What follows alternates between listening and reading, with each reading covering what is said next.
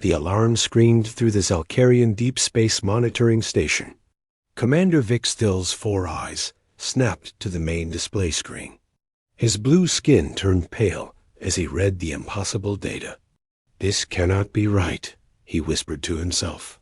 "Operator." Zixka turned from her control panel. Her hands shook as she checked the readings again. "Commander, I have run the scan 5 times. The results are the same." Vexthal walked closer to the screen. The numbers glowed red against the black background. Energy signature, massive. Ship class, unknown but enormous. Origin point, the dead zone where Earth used to be. "Show me the visual," he ordered. The screen changed. In the dark of space, a shape moved toward them. It was huge, bigger than any ship Vexthal had ever seen. The hull was black and scarred. Strange lights blinked along its sides. It looked like a monster from the old stories his grandmother used to tell. "Run identification scan," Vexthal said. His voice was barely above a whisper. The computer worked for several long seconds. Then words appeared on the screen that made Vexthal's blood run cold. "Ship class, human dreadnought. Name, Retribution's Edge." Zixka dropped her datapad. It hit the floor with a loud crash. "That's impossible. The humans are dead. We killed them all 3 years ago." Vexthal stared at the screen. He remembered the reports from the war. The Coalition had sent over 1,000 ships to destroy Earth. They had burned the planet until nothing lived. Every human colony had been found and destroyed. The galaxy had celebrated the end of the human threat, but here was a human ship, and it was coming their way. "Open communication channels," Vexthal ordered. "Send emergency signals to Coalition Command. Tell them we have a situation." Before Zixka could respond, the communication system crackled to life. A voice came through. The speakers. It was speaking the common language, but with that strange accent that only humans had. "This is Captain Sarah Chun of the Terran Resistance Fleet. We are approaching your station. Do not be afraid. We are not here to hurt you." Vexthal. Hands shook as he reached for the communication controls. "Human ship, this is Commander Vexthal of Monitoring Station 7. Your presence here is impossible. All humans were destroyed in the Great Cleansing." A laugh came through the speakers. It was not a cruel laugh, but it made Vixthal's skin crawl anyway. "Reports of our death have been greatly exaggerated, Commander. We're coming home." The communication ended. Vixthal stared at the screen as the huge ship grew larger. He could see more details now. The hull was covered in scars from battle. Some parts looked like they had been rebuilt with different metals. Gun ports lined the sides like the teeth of a great beast. "Get me Admiral Korthik," Vexthal said. "Emergency. Channel, Priority Alpha." Zixka's hands flew over her controls. After a few moments, the stern face of Admiral Korthik appeared on a side screen. The old Zalkarian military leader looked annoyed. "This better be important, Commander." "I was in a meeting with the High Council. Sir, we have detected a human warship in the Meridian sector. It's heading toward Coalition space." Admiral Korthik's expression changed from annoyance to shock. "That's impossible. We destroyed every human ship 3 years ago." "I thought so, too, sir, but it's here. The ship calls itself Retribution's Edge. The captain says they are coming home." For a long moment, Admiral Korthik said nothing. His face had turned the same pale blue as Vexthal's. Finally, he spoke. "Send me all the data you have. Everything. And get your people ready to evacuate the station." "Sir, should we not fight?" "It's only one ship." Admiral Korthik's laugh was bitter. "Commander, you clearly don't remember the war reports. One human ship destroyed our entire 4th Fleet at the Battle of Rigel. Another one held off 50 Coalition vessels for 6 hours before it finally died. If this is really a human warship, your station doesn't stand a chance. The connection ended. Vexthul turned back to the main screen. The human ship was much closer now. He could see smaller ships moving around it like angry insects. No, not insects. Like hunters protecting their pack leader. "Commander," Zixka called out. "I'm getting strange readings from the edge of the system. Multiple energy signatures moving in from different directions." "How many?" I can't tell. They're using some kind of stealth technology I've never seen before. But there are a lot of them." Vexthul felt his heart skip a beat. If there were more human ships out there, this wasn't just one surviving vessel. This was a fleet. But how? How had any human survived the Great Cleansing? The communication system activated again. Captain Chun's voice filled the station. "Commander Vexthul, I want you to send a message to every Coalition world. Tell them the humans are back. Tell them we remember what they did to Earth. Tell them we remember our friends who died. And tell them this: we're not the same species you tried to destroy. We're something new. Something stronger." "What do you want?" Vexthul asked. "We want our galaxy back. We want freedom for all the species you have enslaved. We want justice for our dead world. But most of all, we want you to understand something important." "What?" "You should never have awakened a sleeping giant. You should never have attacked a species that refuses to give up. And you should never, ever, have underestimated what humans can do when they have nothing left to lose." The screen showed the massive human ship passing by the station. It did not attack. It did not even slow down. It just kept moving toward the heart of Coalition space, like a dark arrow shot from the bow of an angry god dock. Behind it came the others. Ships of every size and shape. Some looked like they had been built from the wreckage of destroyed vessels. Others were clearly alien designs that had been captured and changed. But they all flew together with purpose. "Sir," Zixka whispered, "long-range sensors show more ships coming out of deep space. Dozens of them. Maybe hundreds." Vexthul watched. The fleet passed by his station. Each ship carried the same message painted on its hull in the human language. He didn't need to translate it. He knew what it said. Remember Earth. As the last human ship disappeared toward Coalition space, Vexthul realized the galaxy was about to change forever. The humans were back, and they were angry. Admiral Korthik stood in his command center on the planet Zephoros Prime. Around him, dozens of Coalition officers worked at their stations.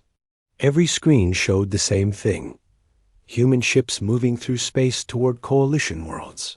"Give me the Earth files," Korthik ordered his aide. "I want to remember why we were so afraid of them." Lieutenant Kekstar brought up the old war records on the main display. Images of Earth appeared first. It had been a blue and green world, beautiful in its own way. Then came pictures of human cities, human ships, and human soldiers. "They don't look so dangerous," Kekstar said. "They're smaller than most of us. Only 2 eyes. No claws or natural weapons." Korthik shook his head. "That's what we all thought. That's why the war started."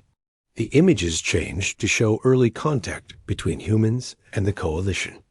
Trade agreements, peace talks. For a few years, everything had seemed normal. "The humans were happy to trade with us," Korthik explained.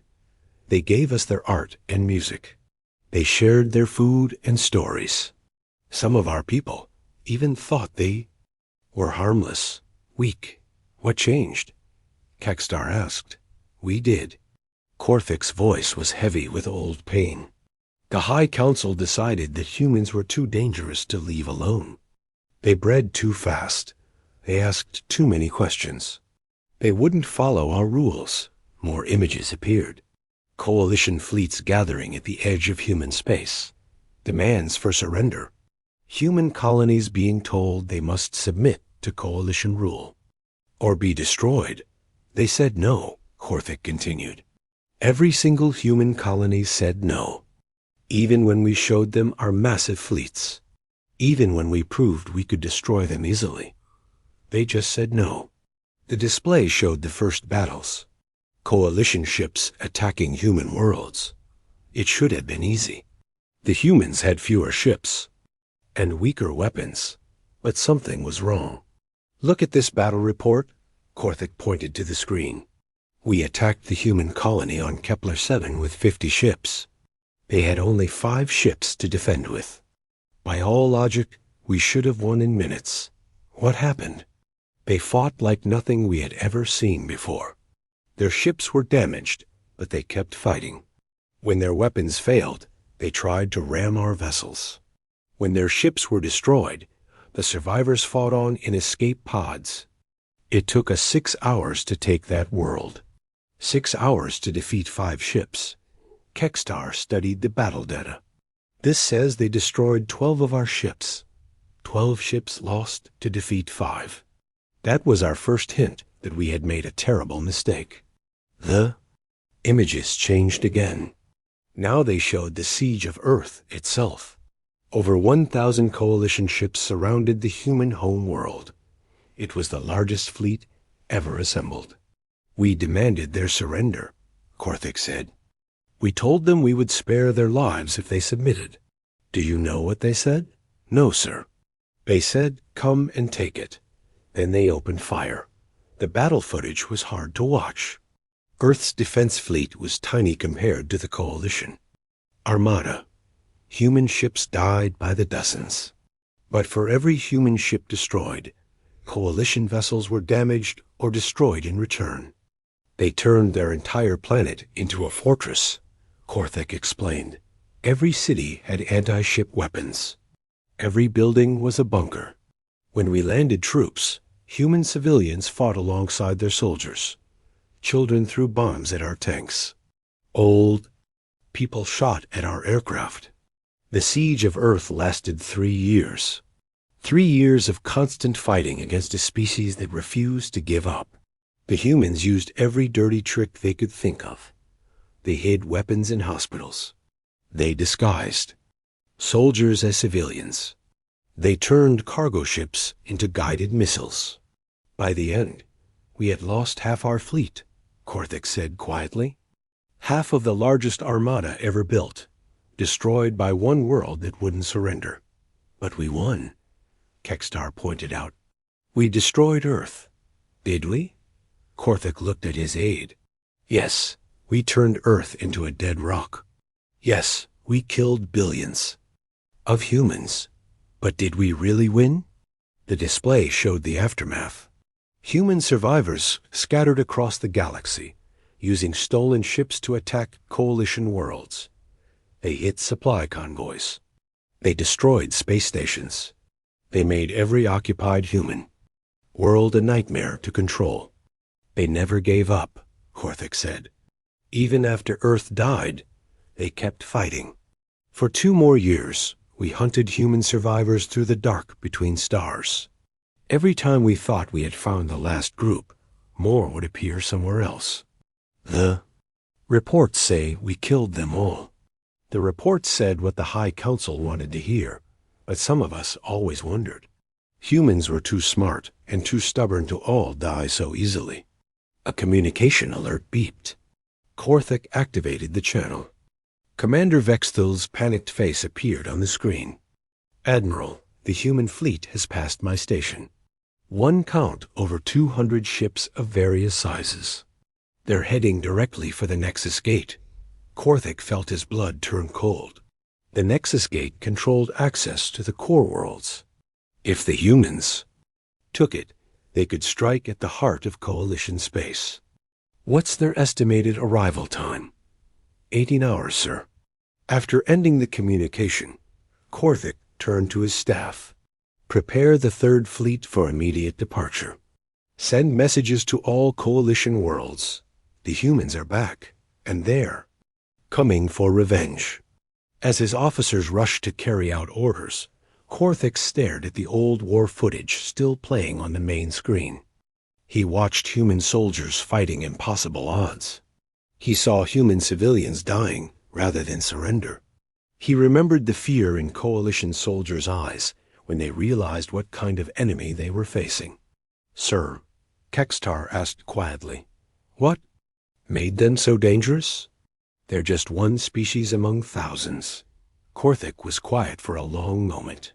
Then he spoke in a voice that carried the weight of terrible memory. "Most species in the galaxy evolved from prey animals. They learned to run and hide when faced with danger. Others came from peaceful worlds where cooperation was the key to survival. But humans? Humans came from a death world where everything tried to kill them. They learned to hunt. They learned to fight. Most importantly, they learned never to give up. But surely our technology and numbers can defeat them again." "You don't understand," Korthik said, turning away from the screen. "The humans we fought before were farmers and traders and artists who had to learn war. The humans coming for us now have spent 3 years doing nothing but learning how to kill us better. They've had time to study our weaknesses, time to build better weapons, time to plan their revenge." The Admiral walked to the window that looked out over Coalition Command. In the distance, he could see ships preparing for battle. Thousands of Coalition vessels getting ready to face the human threat. "We should have left them alone," he whispered. "We should have never attacked Earth, because now we're going to learn what happens when you try to destroy a species that refuses to die." Captain Sarah Chun stood on the bridge of the Retribution's edge. Around her, human officers worked at their stations with calm focus. The main screen showed empty space ahead, but Sarah knew better. Her fleet was out there, hidden in the darkness. "Status report," she ordered. "All ships are in position, Captain," replied Commander Torres, her second in command. "The Ghost Squadron is moving through the asteroid field. The Hammer Group is approaching from the outer system.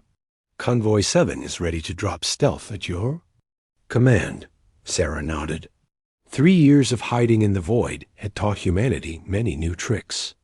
They had learned to move unseen through space.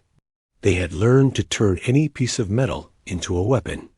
Most importantly, they had learned patience. "Any word from the other fleets?" she asked. "Fleet Group Alpha is approaching the Rigel system. Fleet Group Beta is moving toward the Centauri stations. All groups report ready for Phase 1. Sarah smiled, but it was not a happy expression. Phase 1 was about more than revenge. It was about showing the galaxy that humanity had not just survived, they had evolved. "Captain," called out Lieutenant Park from the communication station, "we're getting signals from deep space. More ships coming out of hiding." The main screen changed to show long-range sensor data. Dozens of new contacts appeared, moving in from the dark spaces between stars. Some were large, others small. All of them carried the same signal: human ships coming home. "The generation ships are finally ready to join us," Torres said with satisfaction. Sarah remembered the generation ships. Before the war, they had been massive colony vessels carrying millions of humans to distant worlds.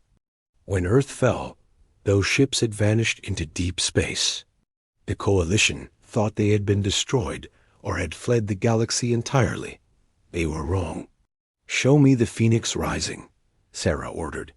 The screen focused on one of the larger contacts.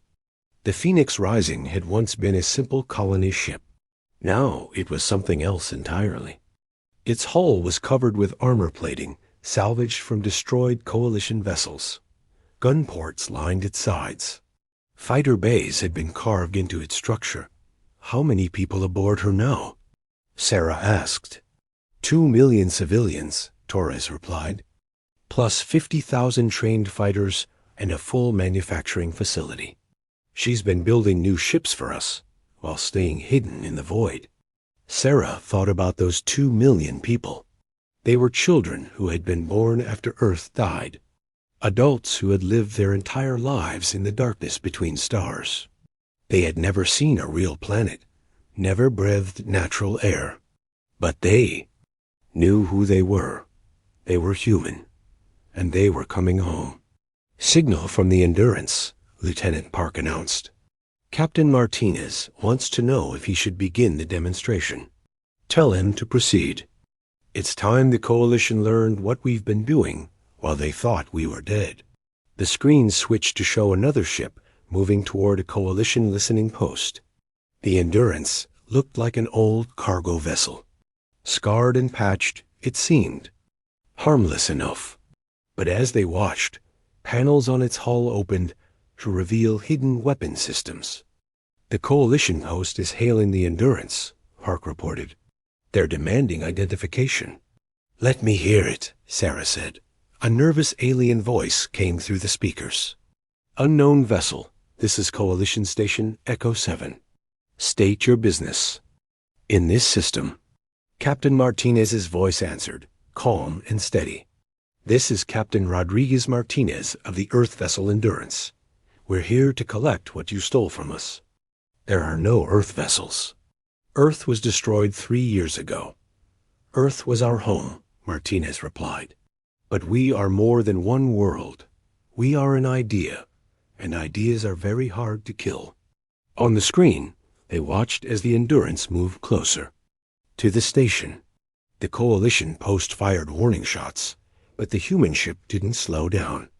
"You have 10 seconds to surrender the station," Martinez announced. "After that, we take it by force." "This is impossible," the alien voice said. "You're just one old cargo ship. We have defensive systems, armed shuttles, a full garrison."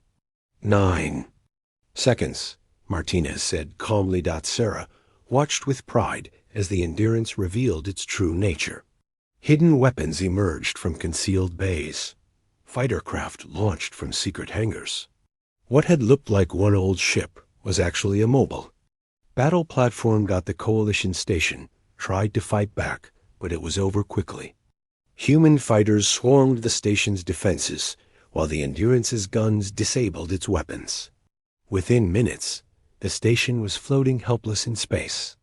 "Station Echo 7 is now under human control," Martinez reported. "No Coalition casualties. They're our prisoners, not our enemies." Sarah felt a moment of satisfaction. That was important. The humans were not here to become like the Coalition. They were here to be better. "Captain," Torres said quietly, "we're receiving reports from across the sector. Human ships are revealing themselves everywhere. The Liberation Fleet is surrounding Coalition worlds. The rescue squadrons are moving to free slave populations. The Ghost Fleet is disrupting their supply lines." "How many ships do we have in total?" "Current count is over 800 vessels. More are arriving every hour." Sarah closed her eyes for a moment. 800 ships. 3 years ago, humanity had maybe 50 warships when the Coalition attacked Earth. Now they had an entire fleet built from nothing but determination and salvaged parts. "Any response from Coalition Command?" "Admiral Korthik is mobilizing the Third Fleet. 200 ships moving to intercept us at the Nexus Gate." "Only 200? Sarah laughed. "He's either very confident or very foolish." "Maybe both," Torres suggested. The communication system activated. A new voice came through, speaking in accented Coalition standard. It was Admiral Korthik himself. "Human ships, this is Admiral Korthik of the Coalition Defense Force. You are in violation of galactic law. Surrender immediately, and you will be treated according to the rules of war." Sarah activated the reply channel. "Admiral Korthik, this is Captain Sarah Chun. I remember you from the Siege of Earth. You demanded our surrender then, too." A long pause. "Captain Chun, I thought you died on Earth." "A lot of people thought that. They were wrong. I was evacuated with the last group of children. We've been waiting for this day. What do you want?" We want our friends back. We want the slave worlds freed. We want justice for Earth. And we want the galaxy to remember that some species cannot be conquered. You're outnumbered. Even with 800 ships, the Coalition has thousands. Admiral, you're thinking like someone who fights from a position of strength. We learned long ago how to fight when we're outnumbered. We got very good at it. Sarah ended the communication and turned to her crew. These were men and women who had grown up in the ruins of human civilization. They had learned engineering by rebuilding damaged ships. They had learned tactics by fighting impossible odds. They had learned courage by watching their parents refuse to give up. All ships, this is Captain Chun, she announced on the fleet channel. In 18 hours, we reach the Nexus Gate. The Coalition will try to stop us there. This will be our first real battle since Earth fell. Some of you were children when that happened. Others weren't even born yet. But all of you carry the memory of our home world in your hearts. She paused, looking around the bridge at her crew. The Coalition thinks they destroyed humanity when they burned Earth. They think we're just a handful of survivors looking for revenge. They're wrong. We're not the same species they tried to exterminate. We're something new. Something forged in the darkness between stars. Something that doesn't know how to give up. On the screen, more human ships continued to emerge from hiding. Colony ships converted to carriers. Mining vessels turned into gunships. Even small civilian craft armed with improvised weapons. We're going home, Sarah said softly. And we're bringing friends. Admiral Korthik stood in the command center of his flagship, the Dominator. Around him, 200 Coalition ships waited in formation near the Nexus Gate. It was the largest space gate in the galaxy, connecting the outer systems to the core. Worlds. If the humans took control of it, they could strike at the heart of Coalition space. Sir, long-range sensors are picking up the human fleet, reported his tactical officer. Distance. 2 light hours and closing. How many ships? Difficult to say. They're using some kind of jamming technology. But at least 50, maybe more. Korthik nodded. 50 ships against 200. Those were good odds, even against humans. Show me their formation. The main display lit up with tactical data. The human ships were spread out in a loose formation. Not the tight battle groups that most species used. Some ships were far ahead of others. Some hung back in the rear. That's a strange formation, observed Captain Zelenex, Korthik's second in command. It looks almost random. Don't be fooled, Korthik warned. Humans never do anything random in battle. There's a plan here. We just don't see it yet. The waiting continued. Coalition ships held their positions around the Nexus Gate like a steel wall.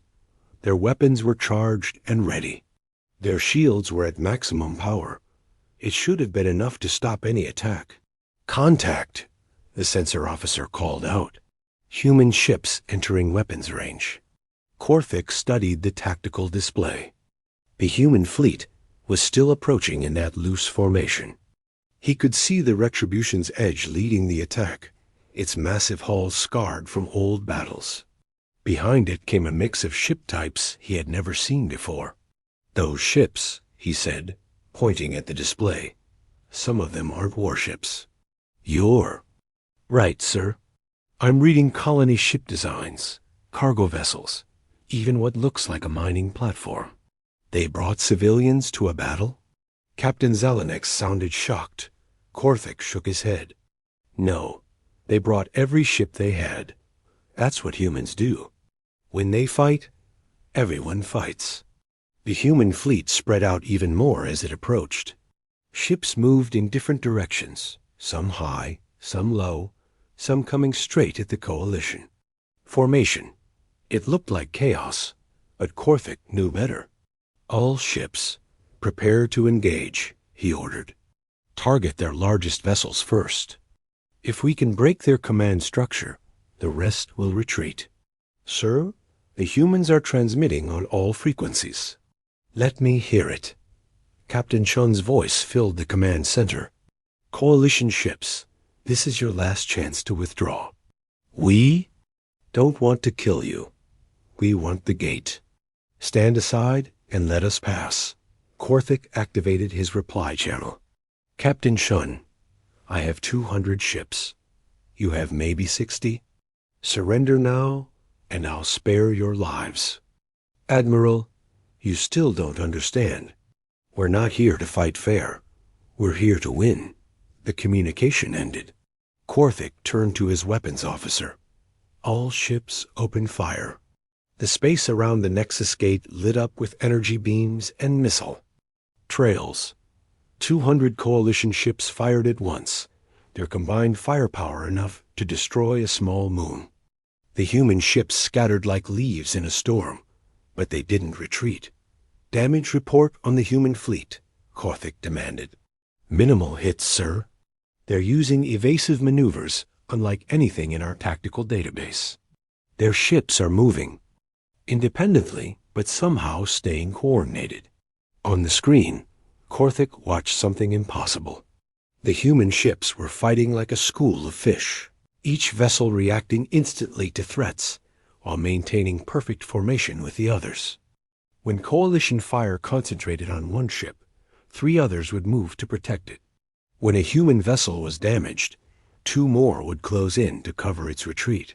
How are they coordinating like that? Captain Zelenex asked in amazement. Unknown. Sir, their communication patterns are too complex for our computers to decode. Then the human ships began to return fire. Korthik expected their weapons to be weaker than coalition guns. He was wrong. Beams of energy more powerful than anything he had seen before lanced out from the human fleet. Coalition shields flared and failed under the assault. What kind of weapons are those? He demanded. Analyzing now, sir. The energy signatures are. Sir, they're using our own technology against us. Those are modified coalition weapons, but they've been improved somehow. One of Korthik's destroyers exploded in a ball of fire. Then another. The humans were concentrating their fire, taking out coalition ships one by one with surgical precision.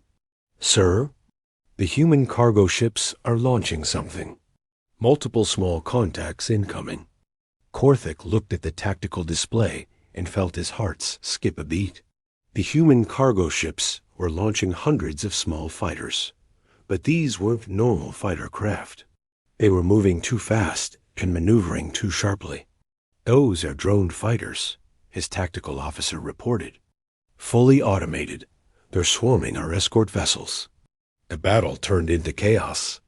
Coalition ships found themselves fighting on multiple fronts. The large human vessels engaged the coalition battle line, while swarms of drone fighters attacked from all directions. Meanwhile, the converted civilian ships revealed hidden weapons and joined the battle. We're losing ships too fast, Captain Zelenex reported. The humans are using some kind of advanced battle management system. Every shot they fire hits something. How is that possible? Unknown. It's like they can predict where our ships will be before we move. Korthik watched his carefully planned formation fall apart. Coalition ships were exploding or retreating in disorder.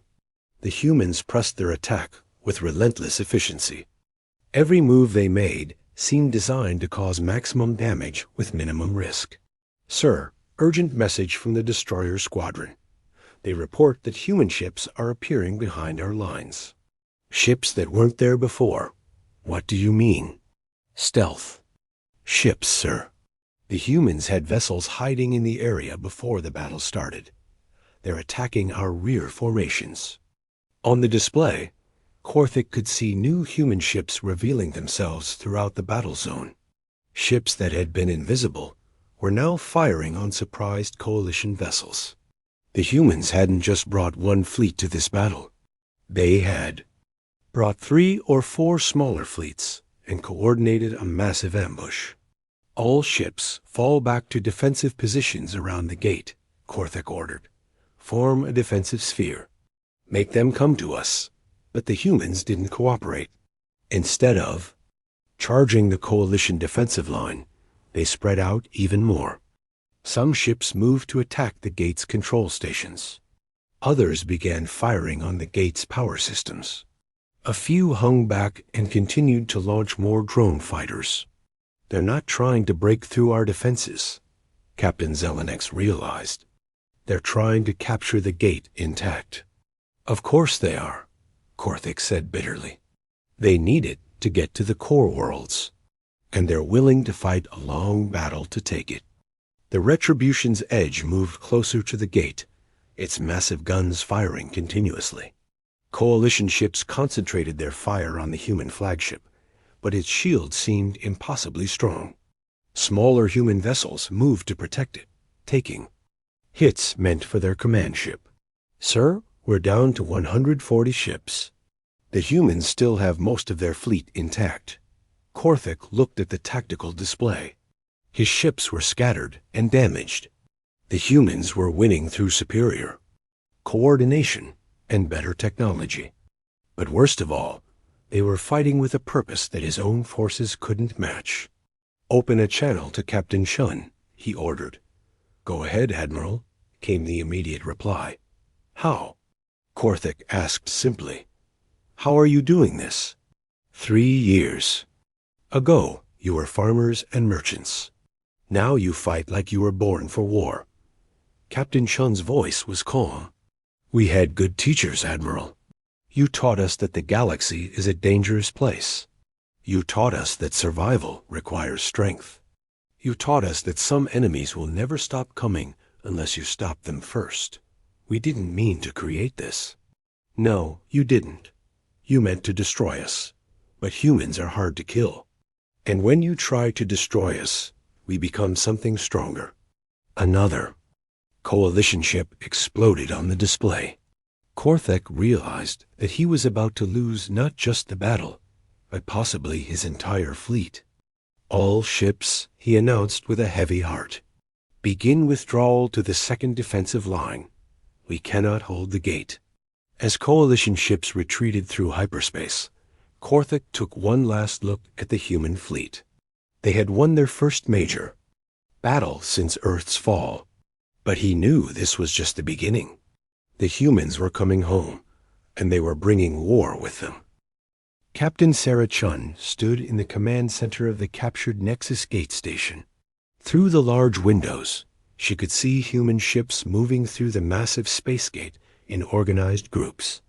The route to the core worlds was now open. Status. Report, she ordered. Commander Torres looked up from his datapad. The gate is fully under our control. We've established communication links with all human fleets in the galaxy. Liberation forces are reporting success on 12 worlds. Sarah nodded.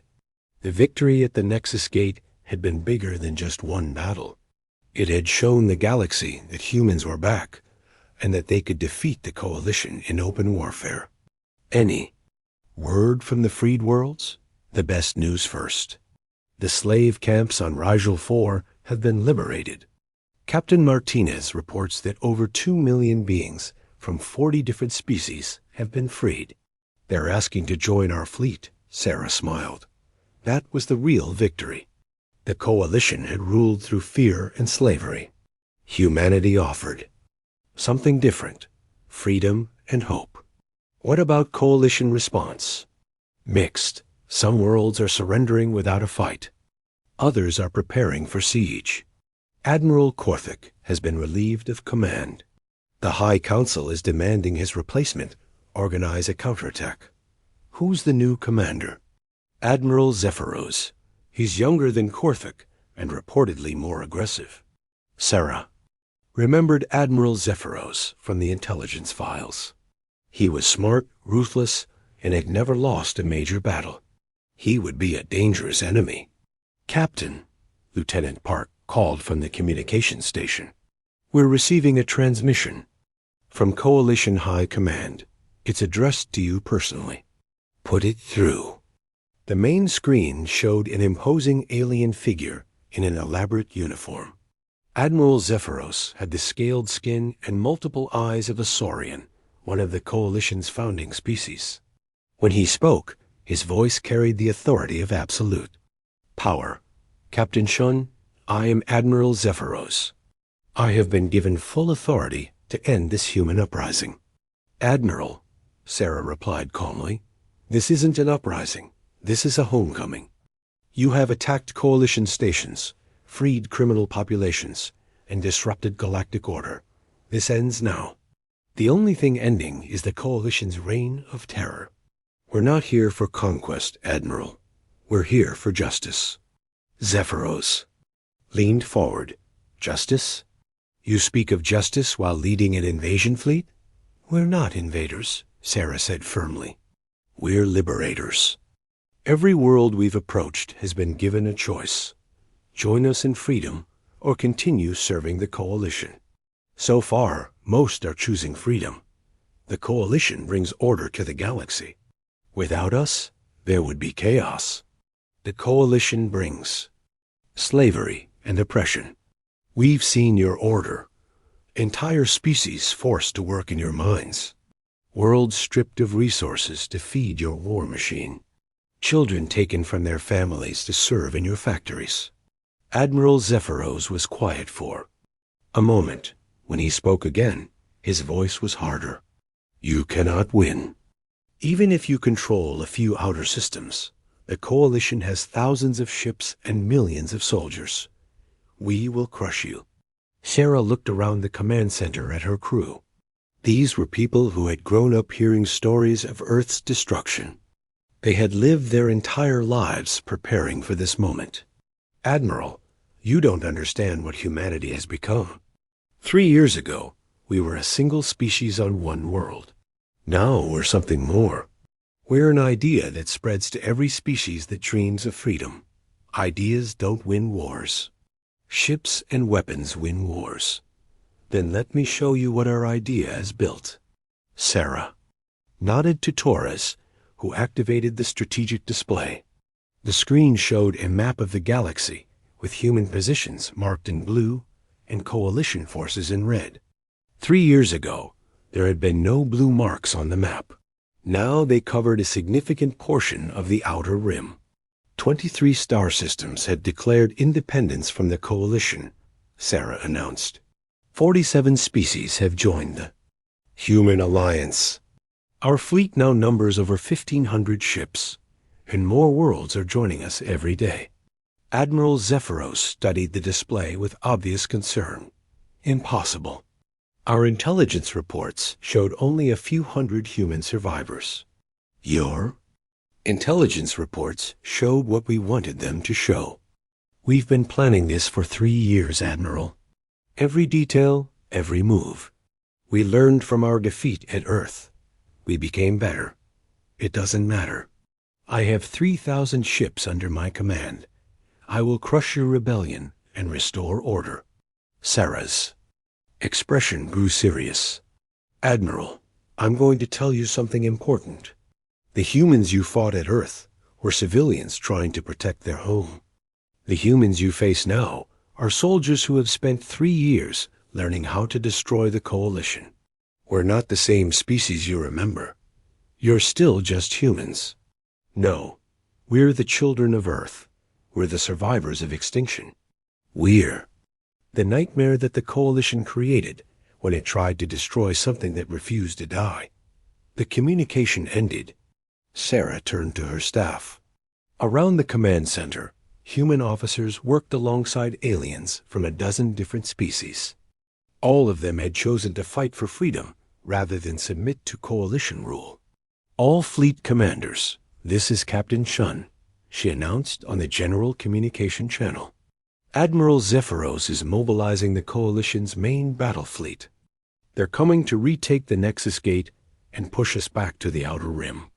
She paused, looking at the tactical displays showing human ships throughout the sector. This will be the largest battle since the siege of Earth. The Coalition will throw everything they have at us. They think that if they can break our fleet here, they can end the war. Are they right? asked Commander Torres quietly. Sarah shook her head. They still don't understand. This war isn't about fleets or weapons. It's about something much more powerful. On the screen, reports continued to come in from across the galaxy. Human ships were liberating slave worlds.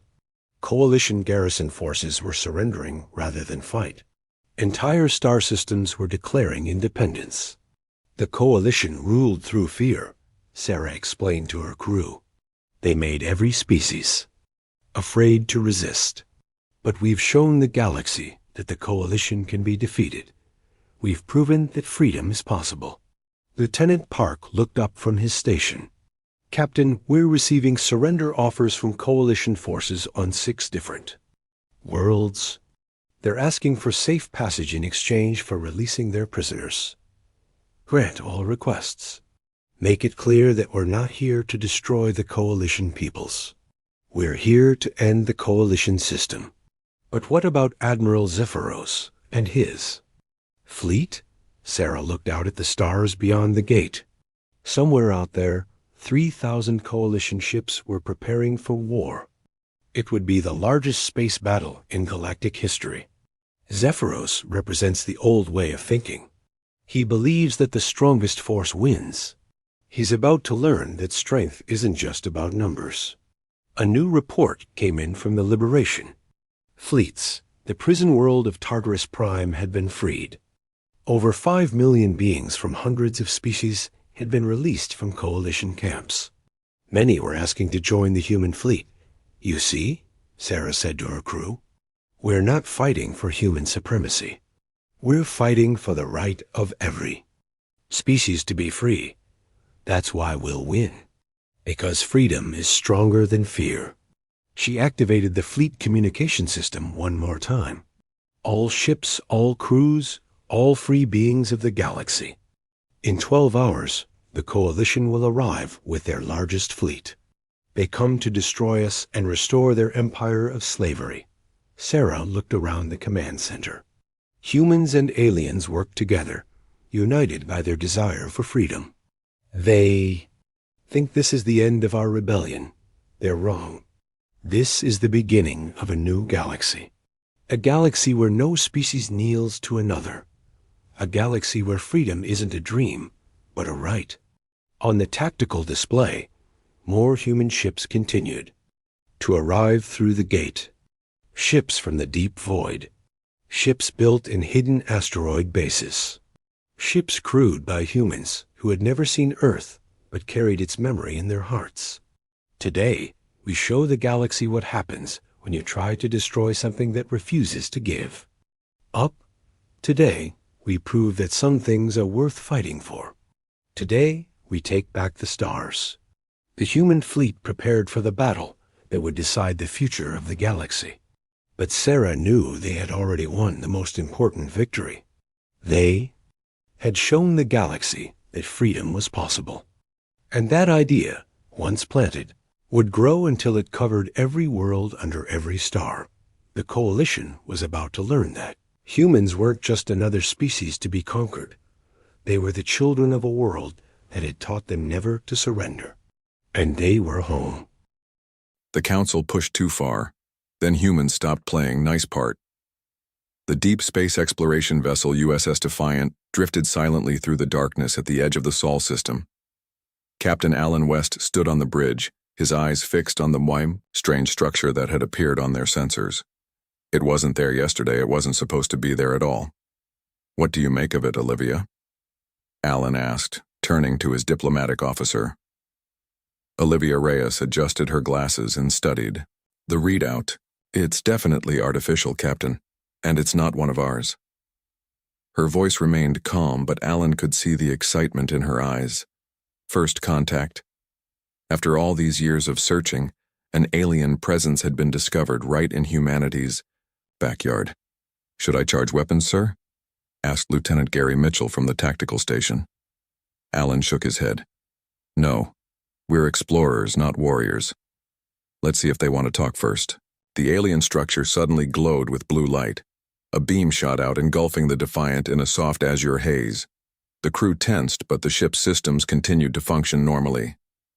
"Captain, we're receiving a transmission," the communications officer announced. "It's in English?" Alan raised an eyebrow. "Put it through." A smooth, almost musical voice filled the bridge. "Greetings, humans of Earth. We have been observing your development.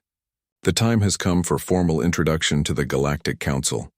Your vessel contains representatives of your species' leadership, correct?" Alan and Olivia exchanged glances. This wasn't a random encounter. These aliens had been watching humanity and had selected this moment for contact. "I am Captain Alan West of the United Earth Government vessel Defiant. We are explorers, not political leaders." A pause followed. "Nevertheless, you will serve as representatives. Prepare for transport to Council Outpost 7 for preliminary discussions." Before Alan could protest, a shimmering field surrounded him, Olivia and Jack Mason, the ship's security chief. The bridge of the Defiant dissolved around them, replaced by a vast circular chamber with high ceilings and walls made of a material that resembled mother of pearl. 17 different alien species sat in tiered seating around the chamber. Some looked almost human with minor differences. Others were completely foreign to human experience, beings of light, crystalline structures, and forms that seemed to shift and change while being watched. At the center was a tall, thin being, with pale blue skin and 4 arms. Its head was elongated, with large black eyes that held no visible pupils. When it spoke, its mouth didn't move. The words simply appeared in the humans' minds. "I am Senior Arbiter Zex Toral of the Viraxi, eldest member species of the Galactic Council. You stand before the combined leadership of 17 spacefaring civilizations that maintain order in this sector of the galaxy." Alan stepped forward. "We come in peace and friendship. Humanity would be honored to learn from your combined wisdom." Several of the aliens made sounds that might have been laughter. Zex Toral's expression remained unchanged. "All emerging species say the same. You will learn our ways and follow our protocols. This is not a negotiation." Jack Mason tensed beside Alan. The security officer had spent 20 years in Earth's military before joining the Defiant's crew. He recognized a power play when he saw one. "Perhaps," Alan suggested diplomatically, "you could explain these protocols so we can prepare Earth for peaceful integration." Zex Toral gestured with one of its 4 arms. A holographic display appeared, showing complex diagrams and what appeared to be legal text. The Galactic Council maintains stability through carefully managed expansion. As a Level 2 civilization, Earth will be granted limited colonization rights within a 50 light-year radius of your home system. Council approval is required for all new settlements. Olivia took notes on her tablet as Zex Toral continued. Technology development will be monitored and regulated. Weapons advances beyond your current capability are prohibited. Faster than light, travel will be permitted only with Council-approved drives.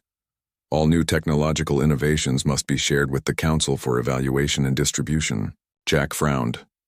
"And what do we get in return?" A murmur ran through the gathered aliens.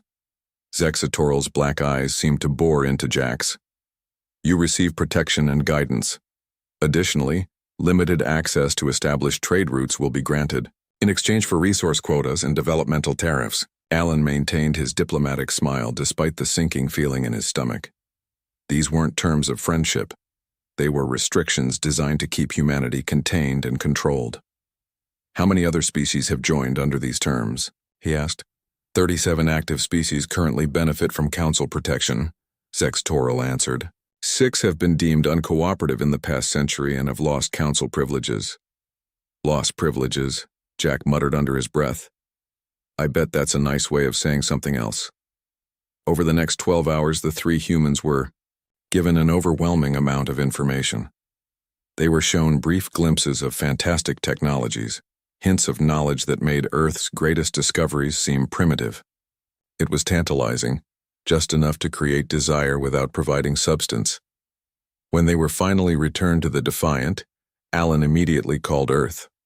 The United Earth government assembled an emergency session to hear their report.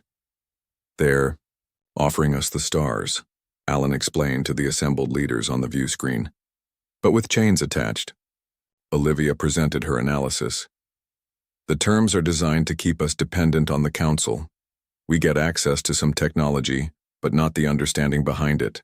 We can expand, but only where they permit." Jack didn't mince words. "It's a protection racket on a galactic scale. They're the neighborhood bullies demanding your lunch money." The Earth's politicians debated for days. Scientists argued that even limited access to alien technology could advance humanity by centuries. Military leaders, including Admiral Natalie Turner, urged caution. "We're being offered a place as a client state, not as equals," the Admiral warned. "Once we sign, we'll be legally bound by their rules, with 17 advanced species to enforce them." But the allure of the stars and alien knowledge was too strong. Earth's leaders voted to accept the Council's terms, with some attempted modifications that the Council largely dismissed. 2 months later, Alan and Olivia stood beside Earth's president as the accords were signed. Zextoril and representatives of the other Council species attended the ceremony in New Geneva. The aliens brought gifts: a faster-than-light drive design that would allow human ships to reach nearby stars, medical technology that could cure several diseases, and energy production methods that were cleaner than anything on Earth.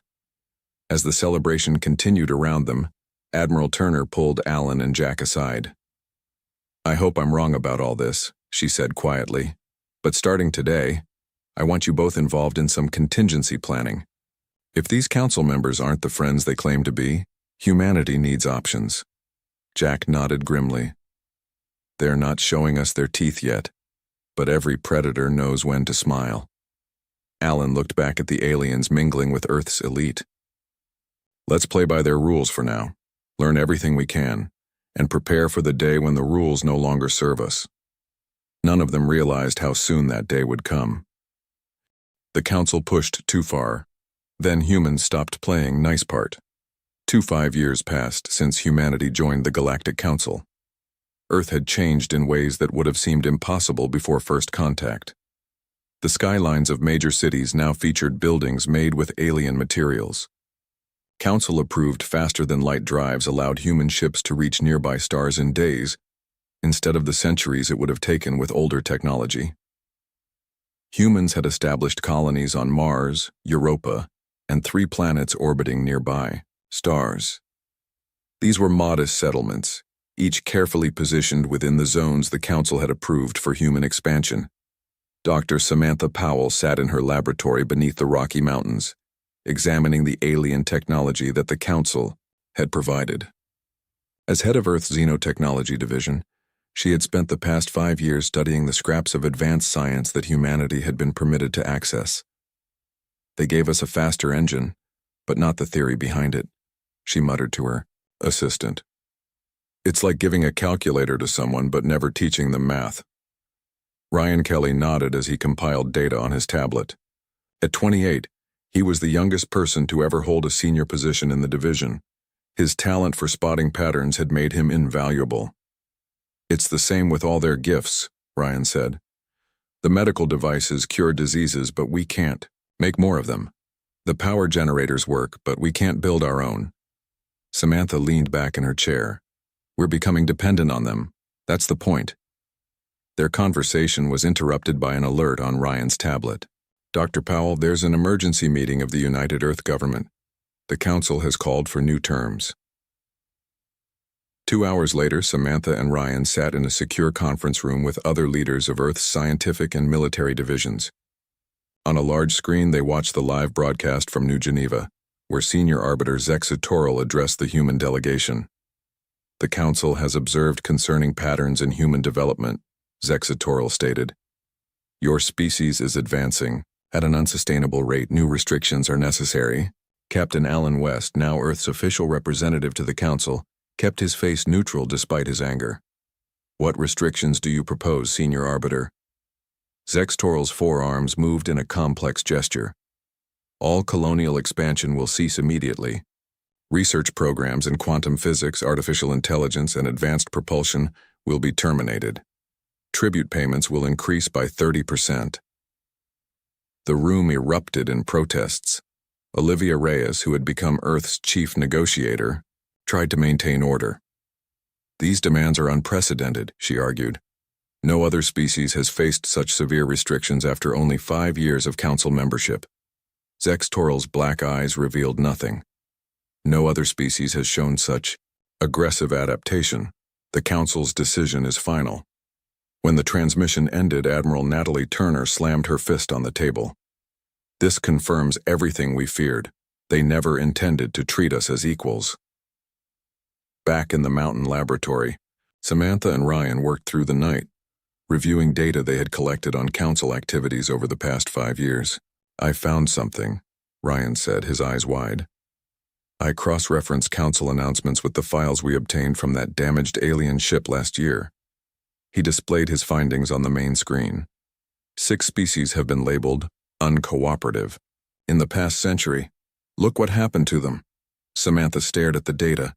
The Palaxians had been confined to their home planet after refusing technology restrictions.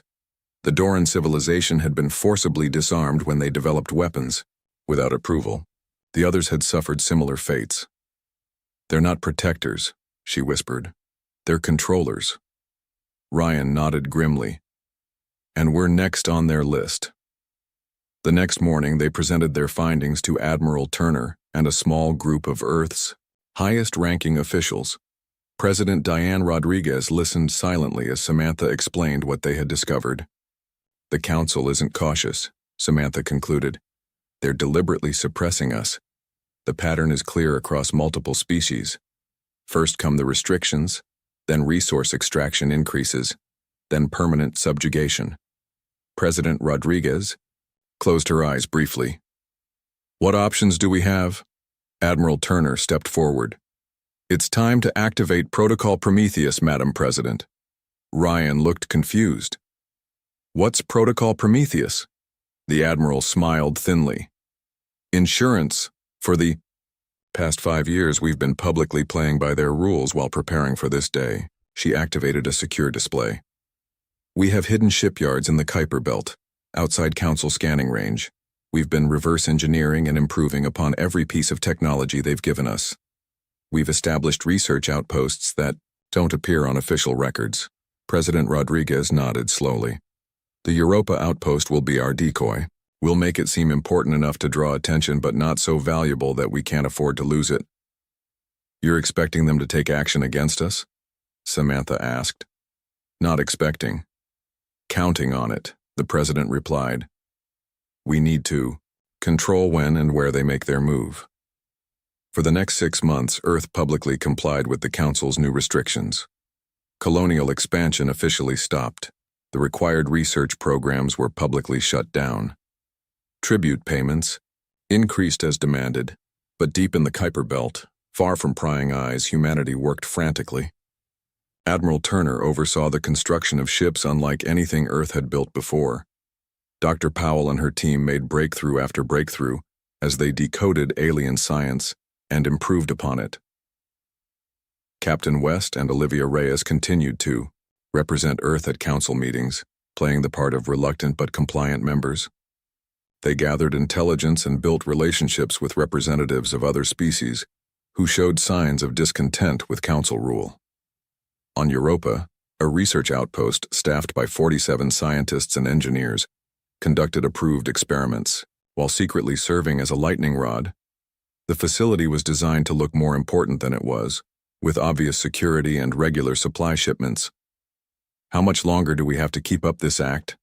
Olivia asked Alan as they returned from a particularly difficult council session. Alan looked out the viewport of their shuttle at the vast blackness of space. Until they show their true nature to everyone. We need the other species to see what the council really is. And if they don't take the bait, Olivia pressed. They will, Alan said with certainty.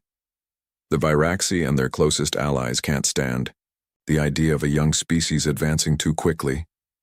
It threatens their control. They'll move against us. And when they do... He left the sentence unfinished. But Olivia understood.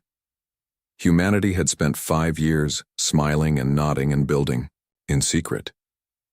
The Council thought they were dealing with an obedient, grateful species. They were about to learn how wrong they were. The Council pushed too far. Then humans stopped playing. Nice part 3. The alarm blared through the Europa research outpost at 300 Earth Standard Time. Dr. Eric Chen jolted awake in his small quarters, confused by the flashing red lights and the automated warning message. Alert. Unidentified vessels approaching. All personnel to emergency stations. Eric pulled on his uniform and rushed to the main laboratory where most of the outpost's 47 staff had already gathered. The station director looked grim as she activated the main display. "Those aren't Earthships," someone whispered as the screen showed 3 sleek vessels with the unmistakable design of Council enforcers. The communication system crackled. A harsh voice filled the room. "Human Research Facility, this is Council Enforcement Division. You are in violation of technology development restrictions. Prepare to be boarded. This is Director Susan Adams. We are conducting Council-approved research only. Our documentation is in order." There was a pause before the reply came. "Our scans indicate prohibited quantum field manipulation. Resistance is futile and will result in severe penalties for your species." Before anyone could respond further, the outpost shook as docking clamps engaged. Armed figures in sleek armor poured through the airlocks. They weren't Viraxi, but Morgath, a species known for their military service to the Council. "All humans will be detained for questioning," the lead enforcer announced. "This facility is now under Council control." Eric caught the director's subtle nod. They had all been briefed on this possibility. No resistance, no arguments. Freakered everything. The tiny cameras hidden throughout the outpost captured the entire incident as the scientists and engineers were handcuffed with energy restraints and herded into the enforcers' vessels. "Where are you taking us?" Eric asked, one of the guards. "Rehabilitation facility in the Procyon system," was the curt reply. "The Council will determine your punishment for illegal research." Eric felt a chill run through him. He thought of his wife Linda back on Earth. Would she even be told what had happened to him? 12 hours later, in a secure conference room beneath the Pentagon, Linda Chen watched the footage from Europa with cold fury in her eyes. As an intelligence officer in Earth Special Operations Command, she had helped develop the contingency plans for exactly this scenario. She just never expected to be personally affected. The outpost's emergency beacon activated when they were boarded. General Paul Harris explained to the assembled leaders. "We have confirmation that all 47 personnel have been taken to the Procyon system for rehabilitation." President Rodriguez turned to Admiral Turner. "It's time. Initiate Operation Checkmate." Admiral Turner nodded solemnly. "The Council has made their move exactly as we predicted. They took the bait." "Bait?" Linda's voice was sharp. "Those are people. My husband is among them. And we will get them back," the President assured her. "The Europa outpost was designed to draw their attention while hiding our true capabilities. Now we show our hand." Linda's training kept her emotions in check, but her hands trembled slightly. "I want to be part of the rescue operation." General Harris glanced at the President, who nodded. "Commander Chen will lead the extraction team. Her personal connection is noted, but her qualifications are unmatched." "What about the rest of Operation Checkmate?" asked Dr. Powell, who had joined the meeting via secure link from her hidden research facility. Admiral Turner brought up a holographic display. "We have 3 primary objectives. First, extract our people from Procyon. Second, demonstrate our true military capability to prevent further aggression. Third, force the Council to recognize humanity as equals, not subjects." The room fell silent as the full scale of humanity's secret preparations became clear. For 5 years, Earth had appeared to follow Council restrictions while developing technologies and capabilities far beyond what the Council suspected. "They think they're punishing some unruly children," Admiral Turner continued. "They have no idea what they've awakened." On the Procyon rehabilitation facility, Eric and his colleagues were placed in separate cells. The facility was carved into an asteroid, with no windows and only artificial lighting that never dimmed. Time became difficult to track. A Viraxi official visited Eric on what he thought might be the third day. The alien's forearms moved in graceful patterns as it spoke. Dr. Chen, we know the Europa outpost was conducting forbidden quantum research. Cooperate, and your punishment will be minimal. Eric stuck to the script he and the others had prepared. We were studying Council-approved energy systems only. There must be a misunderstanding. The Viraxi's black eyes revealed nothing. Misunderstandings can be clarified through proper rehabilitation techniques. We have dealt with defiant species before. Humans will learn compliance one way or another. After the Viraxi left, Eric lay on his hard bed and stared at the ceiling. The Council had shown their true nature at last. He hoped Earth was ready to respond. He had no way of knowing that at that very moment, his wife Linda was boarding an advanced stealth vessel unlike anything the Council had ever encountered. The ship, named Shadow, was the product of humanity's secret reverse engineering efforts. It incorporated Viraxi stealth technology but improved upon it significantly. Linda briefed her team of 12 elite operatives as they prepared to depart from a hidden base on Mars's far side. Our mission is extraction only. We get our people and leave without detection if possible. The facility's schematics were obtained from Council data we've been quietly collecting. We know exactly where our people are being held. One of her team members, a seasoned operative named Ben Foster, asked the question on everyone's mind. What if we encounter resistance? Linda's expression hardened. We're authorized to use whatever force is necessary. The Council started this. We'll finish it. The Shadow slipped away from Mars, its advanced drive system leaving no energy signature for Council sensors to detect. It was just one piece of a much larger operation now in motion across the solar system and beyond. In the Kuiper Belt, hidden shipyards powered up as a fleet of warships prepared to emerge from concealment. Admiral Kevin Barnes stood on the bridge of the flagship Reckoning, watching as his crew made final preparations. Status report, he ordered. All systems operational, Admiral. The fleet is ready. Barnes nodded with satisfaction. The Council thinks they know what humans are capable of. Today they learn how wrong they've been. Meanwhile, in secure facilities across Earth and the hidden colonies, Dr. Powell and her team activated the quantum entanglement communication network they had developed. Unlike Council communication systems, which relied on traditional subspace signals that could be monitored, this network was instantaneous and completely undetectable. All stations report ready, Ryan informed her. Operation Checkmate is fully synchronized. Dr. Powell took a deep breath. Send the activation code. Across Council space, carefully placed human agents received the signal. Years of patient infiltration were about to pay off as these operatives prepared to systematically disrupt the Council's resource extraction operations and communication networks. The Council had pushed too far. Now they would face the consequences of underestimating humanity. The Council pushed too far. Then humans stopped playing nice part. For the Shadow vessel approached the Procyon system with its stealth systems at maximum. Linda Chen stood in the command center, reviewing the final extraction plan with her team. In 12 hours, the entire galaxy would know that humanity was no longer playing by Council rules. But first, they needed to rescue their people. Sensors show minimal security, reported Ben Foster from the tactical station. They aren't expecting anyone to even know where the prisoners were taken, let alone attempt a rescue. Linda nodded.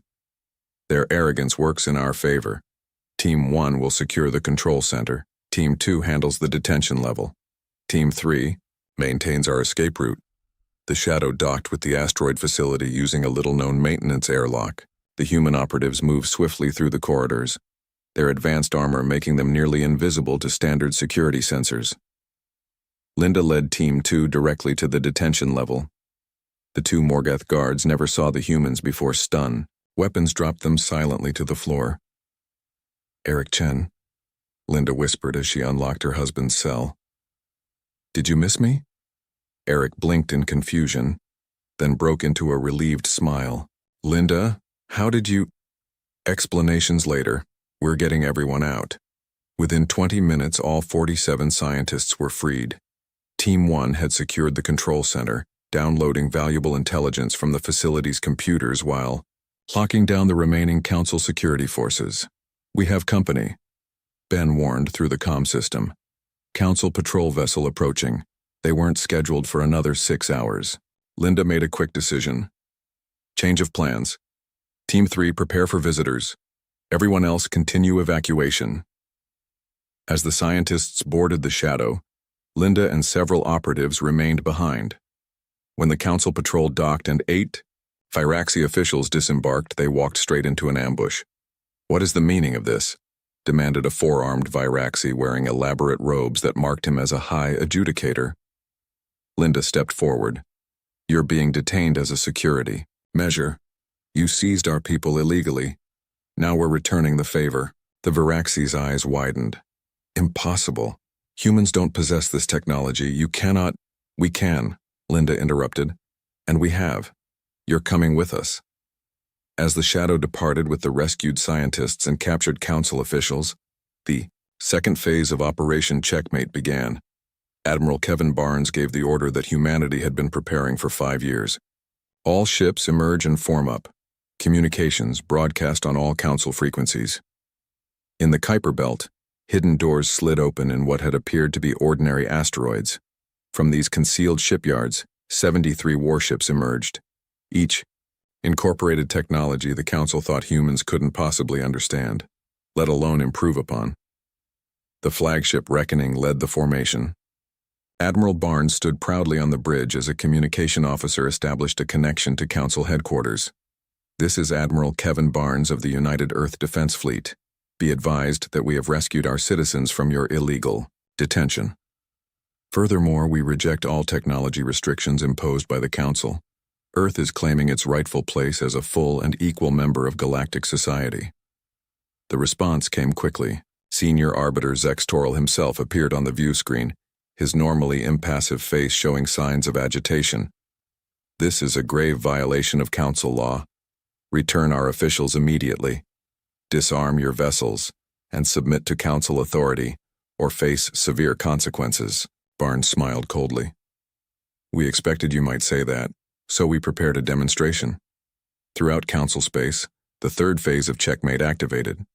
Special Agent Greg Hoffman, who had spent years posing as a minor diplomatic aide, accessed the central control systems of the Council's largest resource extraction operation in the Rigel system. With a few commands, he shut down the entire facility. Similar actions occurred simultaneously across 22 systems as human agents revealed themselves. On Earth, Dr. Powell activated Protocol Prometheus's final component. In a worldwide broadcast, she unveiled humanity's technological achievements. "For 5 years we studied the scraps of technology the Council allowed us," she explained to the watching world. "And we did what humans do best. We innovated. Today we activate a planetary shield that renders Council weapons ineffective against Earth. We also bring online our new energy production system that makes us completely self-sufficient." As she spoke, a subtle shimmer appeared in Earth's atmosphere as the shield activated. Power plants across the planet switched to the new system, free from the Council-controlled resources that had kept humanity dependent. The Viraxi responded exactly as humanity predicted. Senior Arbiter Zextoral ordered their elite warships to pacify the Sol system. 9 Viraxi dreadnoughts, each capable of destroying a small moon, converged on Neptune's orbit. Admiral Barnes moved his fleet to intercept. "All ships, activate Prometheus shields. Weapon systems online, but hold fire until my command." The Council fleet commander opened a channel. "Human vessels, power down your systems and prepare to be boarded. This is your only warning." Barnes glanced at his tactical display. The human fleet was outnumbered, but their technology was no longer inferior. "We would prefer peace," he replied calmly. "But if you fire upon us, you will discover just how capable we've become." The Viraxi commander, unable to believe that humans could pose any real threat, ordered his ships to open fire. Powerful energy beams lanced toward the human vessels and passed harmlessly through their shields. "Return fire," Barnes ordered. "Targeted disabling shots only." The human fleet responded with precision. Concentrated particle beams struck the Viraxi ships at exactly the right points to disable their main power systems without causing catastrophic damage. Within minutes, 7 of the 9 dreadnoughts were drifting powerless in space. The remaining 2 retreated in disarray. Across the galaxy, the Council's carefully controlled information networks were flooded with footage of the battle, distributed through the quantum entanglement system that bypassed all Council sensors. Species that had lived under Council restrictions for centuries watched in amazement as a young civilization stood up to the Viraxi and prevailed. On the Shadow, now rendezvousing with the human fleet, Linda brought the captured High Adjudicator to the bridge. "This is just the beginning," she told the stunned alien. "You had the chance to welcome us as equals. Instead, you treated us like children to be controlled." "The Council has stood for 10,000 years," the Viraxi replied, though with less certainty than before. "You cannot hope to—" "We don't." "Want to destroy the Council?" Linda interrupted. "We want to fix it. Every species deserves the chance to develop without artificial constraints." As reports of human victories continued to stream in, the Viraxi finally began to understand. They hadn't merely misjudged human compliance. They had fundamentally failed to grasp human nature. When pushed too far, humans stopped playing nice. The Council pushed too far, then humans stopped playing nice part. 1 week after the battle at Neptune, the Great Council chamber on the neutral world of Alpharis buzzed with tension. Representatives from all 17 Council species gathered for what many called the most important meeting in 1,000 years. Captain Alan West and Olivia Reyes entered the chamber, now joined by Admiral Turner and President Rodriguez. Unlike their first appearance 5 years ago, they did not come as supplicants. They walked with the confidence of equals. Senior Arbiter Zexatoral sat at the center position, his forearms perfectly still. The defeat of the Viraxi fleet had shaken the Council's power structure to its core. Several Council members were openly questioning Viraxi leadership for the first time in centuries. "This emergency session will come to order," Zexatoral announced. "We are here to address the human situation." President Rodriguez stepped forward. "We are here to establish new terms for humanity's relationship with the Council. The old arrangement is no longer acceptable." Murmurs spread through the chamber. A representative of the Nezdak, a species known for their neutrality, spoke up. "The humans have demonstrated remarkable capability. Perhaps it is time to reconsider our approach to emerging species." Zexatoral's black eyes narrowed. "The Council has maintained galactic stability for 10,000 years through careful management of technological development. Humans have violated—" "We violated nothing," Admiral Turner interrupted. "We developed our technology independently using our own innovation. The Council's rules were designed to keep species dependent and controlled, not to maintain peace." The captured High Adjudicator, now released as a gesture of good faith, stood among the Viraxi delegation. "I have witnessed their capabilities firsthand. The humans could have destroyed our fleet completely, but chose to disable our vessels with minimal casualties." Alan stepped forward, addressing the entire assembly. "Humanity doesn't seek the Council's destruction. We seek partnership based on mutual respect, not subjugation. We have prepared terms that will benefit all species, not just the elder races." Olivia activated a holographic display that everyone could see. "First, immediate recognition of humanity as a full Council member with equal voting rights." "Unprecedented," growled a Morgath representative. "No species has achieved full membership in less than a century." "Second," Olivia continued, ignoring the interruption, "reparations for all resources unfairly extracted from Earth under the previous arrangement." The chamber erupted in protests. Zexatoral raised all 4 arms for silence. "These demands are outrageous." "Third," Olivia pressed on, "technology exchange programs based on mutual benefit rather than exploitation. Fourth, freedom for all species to develop without artificial constraints." This point caused several of the younger Council species to nod in agreement. The Tellarites, who had joined the Council only 200 years ago, openly applauded. And, finally, President Rodriguez concluded, a complete restructuring of the Council's economic system to eliminate predatory practices against emerging civilizations. Zex Toral's voice was cold. And if we refuse these terms? In answer, Dr. Samantha Powell entered the chamber. She carried a small device that she placed on the central table. This contains the complete technical specifications of our quantum shield technology, our advanced propulsion systems, and our energy production methods, she explained. We're prepared to share this freely with all council species. The implications were clear. If the elder races refused humanity's terms, the technology that had allowed humans to defeat the Viraxi would be given to every species in the galaxy. The power balance that had favored the original council members for millennia would collapse overnight. You would destabilize the entire galactic order, Zex Toral accused. We would correct an injustice that has gone on far too long, Dr. Powell replied. During our preparation for this meeting, we decoded your most classified technologies. We discovered something interesting. She activated another holographic display. The Viraxi, the Morgath, and 3 other elder races have been deliberately withholding technological advancements from the rest of the council. You've maintained your positions of power not through wisdom but through deception. The chamber fell completely silent. This is why you feared our development, Alan added. Not because rapid advancement is dangerous, but because you knew that if humans continued to progress, we would eventually discover your secret. The NESDAQ representative moved to examine the evidence. After several minutes, he looked up with shock in his multifaceted eyes. This appears to be authentic.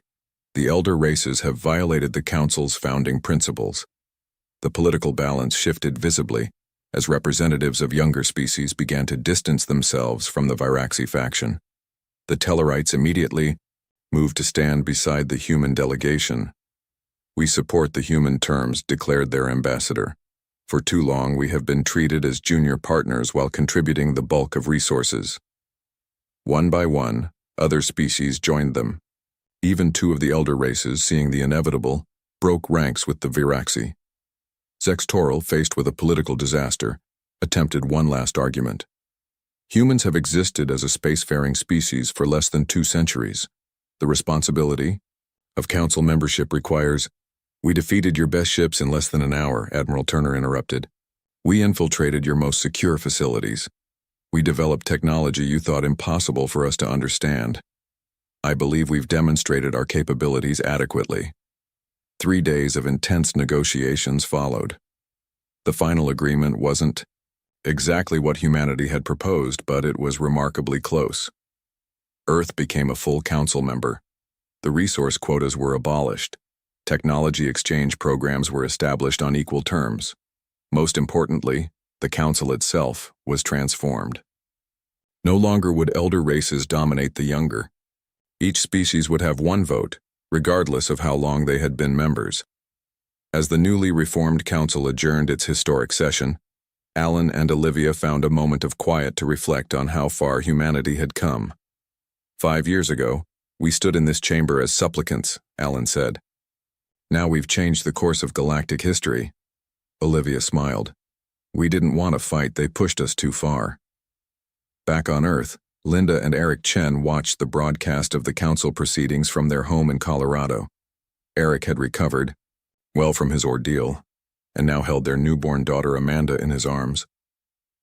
Do you think she'll live in a better galaxy because of what happened? Eric asked, looking down at his sleeping child. Linda nodded. The council needed to change. Sometimes you have to stand up to bullies, even when they're 10,000 years old and control half the galaxy. Over the next decade, the reformed council became a true cooperative of species. The old guard's power had been permanently broken, and younger civilizations flourished in the new era of genuine collaboration. 3 new species were welcomed into the council under the new fair terms. Humanity's reputation spread throughout the stars. Generous and fair to friends, utterly implacable to those who crossed them. It was a lesson the galaxy wouldn't soon forget. As Admiral Turner often said during diplomatic functions, quoting an ancient human proverb, "We prefer peace, but we're exceptionally good at war.